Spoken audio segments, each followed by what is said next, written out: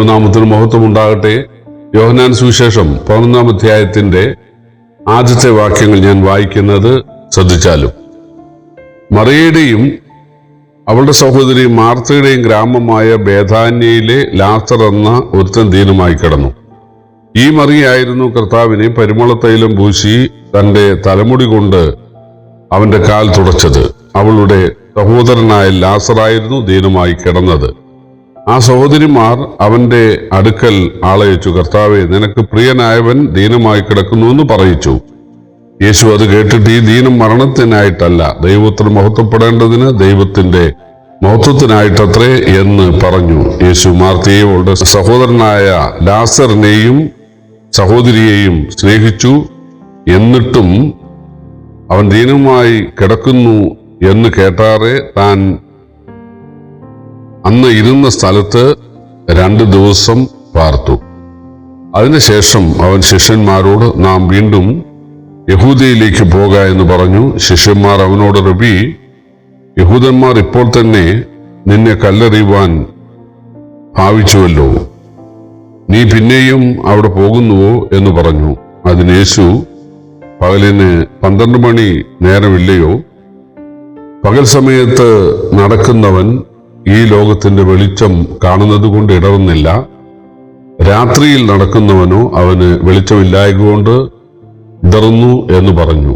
ഇത് പറഞ്ഞിട്ട് അവൻ നമ്മുടെ സ്നേഹിതനായ ലാസർ നിദ്ര കൊള്ളുന്നു, എങ്കിലും ഞാൻ അവൻ ഉണർത്തുവാൻ പോകുന്നു എന്ന് അവരോട് പറഞ്ഞു. ശിഷ്യന്മാർ അവനോട്, കർത്താവെ, അവൻ നിദ്ര കൊള്ളുന്നുവെങ്കിൽ അവന് സൗഖ്യം വരും എന്ന് പറഞ്ഞു. യേശുവോ അവന്റെ മരണത്തെക്കുറിച്ചായിരുന്നു പറഞ്ഞത്, ഉറക്കമെന്ന നിദ്രയെക്കുറിച്ച് പറഞ്ഞു എന്ന് അവർക്ക് തോന്നി. അപ്പോൾ യേശു സ്പഷ്ടമായി അവരോട്, ലാസർ മരിച്ചുപോയി, ഞാനവിടെ ഇല്ലായ്ക കൊണ്ട് നിങ്ങളെ വിചാരിച്ച് സന്തോഷിക്കുന്നു. നിങ്ങൾ വിശ്വസിക്കാൻ ഇടയാകുമല്ലോ. എന്നാൽ നാം അവന്റെ അടുക്കൽ പോക എന്ന് പറഞ്ഞു.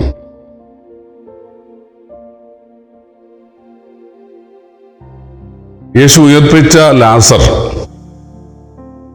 ബേഥാന്യ എന്ന സ്ഥലക്കാരനാണ്. ആ വീട്ടിൽ 3 അംഗങ്ങളാണുള്ളത്: മാർത്ത, മറിയ, ലാസർ. പക്ഷെ അവരുടെ മാതാപിതാക്കളെ കുറിച്ച് നാം ഒന്നും വായിക്കുന്നില്ല.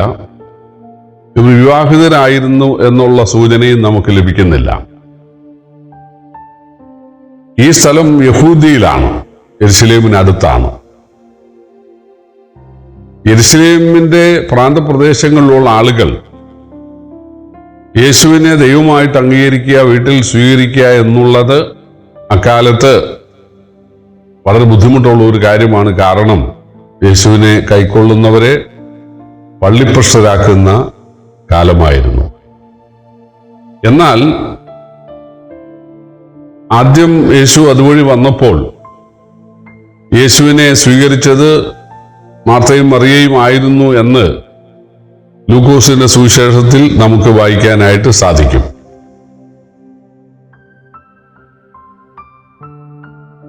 കർത്താവ് കൂടെ കൂടെ അവിടെ പോകുമായിരുന്നു. കാരണം യേശു അവരെ സ്നേഹിച്ചതുപോലെ അവരും യേശുവിനെ സ്നേഹിച്ചിരുന്നു. അവർ യേശുവിനെ വിശ്വസിക്കാനും സ്നേഹിക്കാനും വീട്ടിൽ കൈക്കൊള്ളാനും ഒരു കാരണമുണ്ട്. ആ വീട്ടിൽ കുറഞ്ഞത് 2 മരണം ഇതിനു മുമ്പ് നടന്നിട്ടുണ്ട്, അവരുടെ അപ്പന്റെയും അമ്മയുടെയും. ഇനിയൊരു മരണം ഉണ്ടാകാൻ പാടില്ല. പോരെങ്കിൽ ആ 2 സഹോദരിമാരുടെ ഏക സഹോദരൻ ലാസർ ദീനമുള്ളവനാണ്. അതുകൊണ്ട് അവർക്കാകെ ഭയമായി. ഇതിനോടകം അവര് കേട്ടിട്ടുണ്ട്, യേശു പലതരത്തിലുള്ള ദീനക്കാർക്ക് സൗഖ്യം നൽകിയിട്ടുണ്ട്. അങ്ങനെയെങ്കിൽ തങ്ങളുടെ സഹോദരന്റെ ദീനത്തിന് സൗഖ്യം നൽകാൻ യേശുവിന് കഴിയും. ഇനിയൊരു മരണം ആ വീട്ടിൽ ഉണ്ടാകാതെ ഇരിക്കാൻ വേണ്ടിക്കൂടെയാണ് അവർ യേശുവിനെ ആ ഭവനത്തിലേക്ക് ക്ഷണിച്ചതും സൽക്കരിച്ചതും. എന്നാൽ അവർ ഭയപ്പെട്ട് സംഭവിച്ചു. ലാസറിന് വീണ്ടും ദീനമുണ്ടായി. അവര് ആ കാര്യം യേശുവിനെ അറിയിച്ചു. യേശു അല്പം ദൂരെയുള്ള ഒരു സ്ഥലത്തായിരുന്നു. യേശു പറഞ്ഞു, നിങ്ങൾ പൊയ്ക്കോ, ഞാൻ വരാം. യേശു തന്റെ ശിഷ്യന്മാരോട് പറഞ്ഞു, ഈ ദിനം മരണത്തിനല്ല, ദൈവപുത്രൻ മഹത്വപ്പെടേണ്ടതിനാണ്. 2 ദിവസം കൂടി യേശു അവിടെ താമസിച്ചിട്ട് ശിഷ്യന്മാരോട് പറഞ്ഞു, ലാസർ നിദ്ര കൊള്ളുന്നു, നാം അവനെ ഉണർത്താനായിട്ട് പോവാം. അവർ വിചാരിച്ചു ലാസർ ഉറങ്ങുകയാണെന്ന്. യേശു പറഞ്ഞു, ഉറങ്ങുകയല്ല, ലാസർ മരിച്ചു. ഞാൻ അവിടെ ഇല്ലാഞ്ഞത് നന്നായി, ദൈവപുത്രൻ മഹത്വപ്പെടുവാൻ ഇടയാകുമല്ലോ. പ്രിയപ്പെട്ടവരെ, അവർ യേശുവിനെ ക്ഷണിച്ചത് അവർക്ക് ഒരു ദീനമുണ്ടായാൽ യേശുവിന് സൗഖ്യം വരുത്താൻ കഴിയും, അതിനുവേണ്ടിയാണ്. എന്നാൽ ഇപ്പോൾ സംഭവിച്ചത് മരണമാണ്. യേശു ഇതിനോടകം മരിച്ചവർ ഉയർപ്പിച്ചതായിട്ട് അവർ കേട്ടിട്ടില്ല. യഹൂദന്മാർ സാധാരണ മരണം സംഭവിച്ചാൽ അന്ന് വൈകുന്നതിന് മുമ്പ് തന്നെ അവരെ അടക്കും. ഇന്നത്തെ പോലെ മോർച്ചറിയുടെ അല്ലെങ്കിൽ ഫ്രീസറിന്റെ സൗകര്യമൊന്നും ഇല്ലല്ലോ. തന്നെയുമല്ല, അന്ന് തന്നെ അടക്കുന്ന രീതിയാണ് യഹൂദന്മാർക്കുള്ളത്. അവർ വലിയ പ്രലാപം കഴിച്ചിട്ട് അടക്കി. തീർച്ചയായിട്ടും യെരൂശലേമിന്റെ പ്രാന്തപ്രദേശം ആയതുകൊണ്ട് ആഢ്യന്മാരായ ആളുകൾ, പ്രത്യേകിച്ച് അവരുടെ പള്ളിയിലെ പ്രമാണികൾ, ഒരുപക്ഷെ അവരെ വരികയും കുറ്റപ്പെടുത്തുകയും ചെയ്തിട്ടുണ്ടാവും. എന്നാലും അവര് ചടങ്ങെന്നുള്ള നിലയിൽ ആശ്വസിപ്പിക്കുവാനായിട്ട് വന്നു. മരണം സ്വാഭാവികമാണ്, രോഗം സ്വാഭാവികമാണ്, അതുകൊണ്ട് നിങ്ങൾ ദൈവത്തിൽ ആശ്രയിക്കണം, ദൈവത്തിൽ ശരണപ്പെടണം, ദൈവത്തിൽ പ്രത്യാശിക്കണം എന്നൊക്കെ പറഞ്ഞ് അവര് ആശ്വസിപ്പിക്കാനായിട്ട് ശ്രമിച്ചു. ദിവസങ്ങൾ 4 നമ്മുടെ കർത്താവ് ദൂരദേശത്തെ ശുശ്രൂഷകൾ അവസാനിപ്പിച്ച് ബഥാനിയയിലേക്ക് പാദവിന്യാസം നടത്തി. അവിടെ എത്തിക്കഴിഞ്ഞപ്പോൾ അവർ ഓടി വന്ന് പറഞ്ഞു, കർത്താവേ, നാറ്റം വെച്ച് തുടങ്ങി, നീ ഇവിടെ ഉണ്ടായിരുന്നെങ്കിൽ ഞങ്ങളുടെ സഹോദരൻ മരിക്കയില്ലായിരുന്നു. യേശു പറഞ്ഞു, വിശ്വസിച്ചാൽ നീ ദൈവത്തിന് മഹത്വം കാണും. അവനെ വെച്ച സ്ഥലം എവിടെയാണ്? അവർ പറഞ്ഞു, നാറ്റം വെച്ചു. സാരമില്ല. ആ സ്ഥലത്തേക്ക്, ആ ഗുഹയുടെ അടുത്തേക്ക് യേശുവിനെ കൊണ്ടുപോയി. യേശു ആദ്യം ശിഷ്യരോട് പറഞ്ഞു, കല്ല് നീക്കുക. കല്ല് നീക്കുമ്പോൾ തീർച്ചയായിട്ടും ദുർഗന്ധം കൂടും.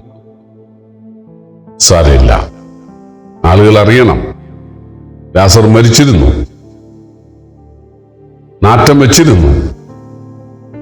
എന്നാൽ യേശുവിന് ആ സ്ഥിതിയിലും പ്രവർത്തിക്കാനായിട്ട് സാധിക്കും. കാരണം നാളെ മണ്ണോട് മണ്ണായി തീരുന്ന ആളുകളെ ഉയർപ്പിക്കാൻ പോകുന്നവനാണ് യേശു. യേശുവിന്റെ വീണ്ടും വരവെങ്കിൽ അതാണ് സംഭവിക്കുന്നത്. ക്രിസ്തുവിൽ വിശ്വസിച്ച് മരിച്ചവർ, മണ്ണോട് മണ്ണായി തീർന്നവർ വീണ്ടും ആ മണ്ണിൽ നിന്ന് ഉയർത്തെഴുന്നേൽക്കും. യേശുവിന്റെ ജീവിതത്തിലും അതാണല്ലോ സംഭവിക്കാൻ പോകുന്നത്. 3-ാം നാൾ യേശു മരിച്ചിട്ട് 3-ാം നാൾ ഉയർക്കാൻ പോവുകയാണ്. അതുകൊണ്ട് സൃഷ്ടാവായ യേശുവിന് ഇതൊരു വലിയ പ്രശ്നമല്ല, വിഷമമുള്ള കാര്യമല്ല. യേശു പറഞ്ഞു, കല്ല് നീക്കുക. അവർ കല്ല് നീക്കി. യേശു സ്വർഗത്തേക്ക് നോക്കി പ്രാർത്ഥിച്ചിട്ട് പറഞ്ഞു, ദൈവമേ, നിന്റെ നാമം മഹത്വപ്പെടണം, ഇവർ വിശ്വസിക്കാൻ ഇടയായി തീരണം എന്ന് പറഞ്ഞിട്ട് ലാസറെ പുറത്തു വരിക എന്ന് പറഞ്ഞു. ലാസർ കെട്ടപ്പെട്ടവനായി പുറത്തു വന്നു. യേശു പറഞ്ഞു, അവന്റെ കെട്ടഴിക്കുക. അവർ ലാസറിന്റെ കെട്ടഴിച്ചു. സകല ദുർഗന്ധവും മാറി.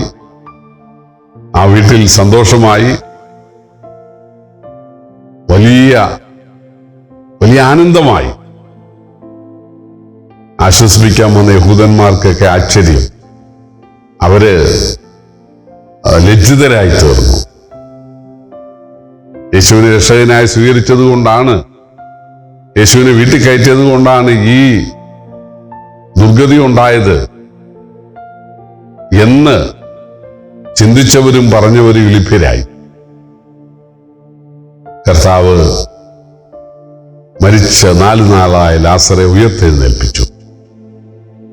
പ്രിയപ്പെട്ടവരെ, നമ്മുടെ കർത്താവിന് രോഗികൾക്ക് സൗഖ്യം നൽകാൻ മാത്രമല്ല, മരിച്ചവരെ ഉയർപ്പിക്കാൻ, മരിച്ച് അതായത് ദ്രവത്വം കണ്ട ശരീരത്തെ വളരെ ആരോഗ്യമുള്ളതാക്കി മാറ്റാൻ യേശുവിന് കഴിയും. യേശു ദൈവമാണ്, മനുഷ്യ സൃഷ്ടാവായ ദൈവമാണ്. യേശുവിന് അസാധ്യമായതൊന്നുമില്ല. അതുകൊണ്ട് പ്രിയപ്പെട്ടവരെ, യേശുവിനെ രക്ഷകനായി സ്വീകരിക്കുന്നതിനാൽ നമ്മുടെ വീട്ടിൽ വരാമാകുന്ന അനർത്ഥങ്ങളിൽ നിന്ന്, ദുഃഖങ്ങളിൽ നിന്ന്, മരണത്തിൽ നിന്ന് നമ്മളെ വിടുവിക്കുവാൻ യേശുവിന് സാധിക്കുമെന്ന് യേശു ഇവിടെ തെളിയിച്ചിരിക്കുകയാണ്. യേശുവിനെ രക്ഷകനായി സ്വീകരിക്കാനിടയായവരെ ഓർത്ത് ഞാൻ സന്തോഷിച്ച ദൈവത്തെ സ്തുതിക്കുന്നു. അല്ലാത്ത ആരെങ്കിലും ഈ വാക്കുകൾ കേൾക്കുന്നെങ്കിൽ തീർച്ചയായിട്ടും നിങ്ങളുടെ വീടിന്റെ ദുരിതം മാറ്റാൻ, സങ്കടം മാറ്റാൻ യേശുവിന് കഴിയും. അതുകൊണ്ട് ഇന്ന് യേശുവിനെ രക്ഷകനായി സ്വീകരിക്കുക, യേശുവിനെ സ്നേഹിക്കുക, ശുശ്രൂഷിക്കുക, അനുസരിക്കുക, ആരാധിക്കുക. ദൈവനാമം വാഴ്ത്തപ്പെടുമാറാകട്ടെ.